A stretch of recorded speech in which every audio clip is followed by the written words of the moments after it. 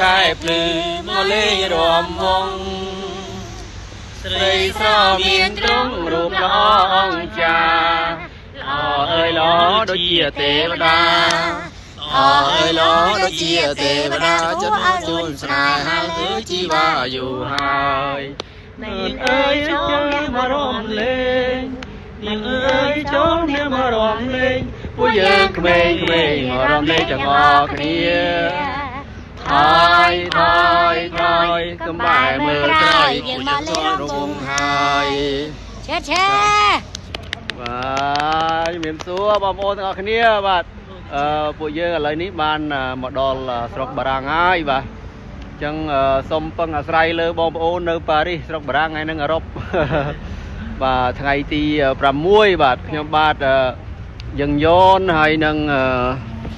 ខ្ញុំលក្ខណៈចាខ្ញុំចិនចិន្តាបាទខ្ញុំបាទសួនច័ន្ទសុខា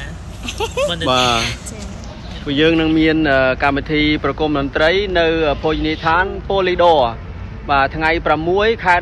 12បាទចាប់ពី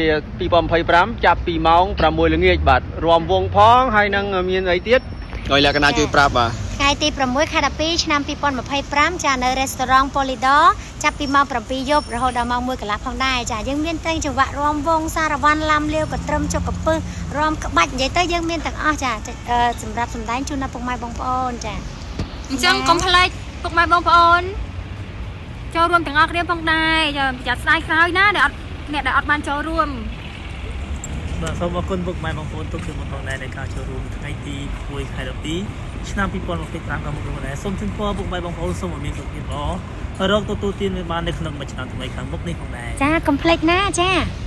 ពុកម៉ែបងប្អូនអាចកក់ទឹកបានតាមរយៈលេខទូរស័ព្ទបងយ៉ន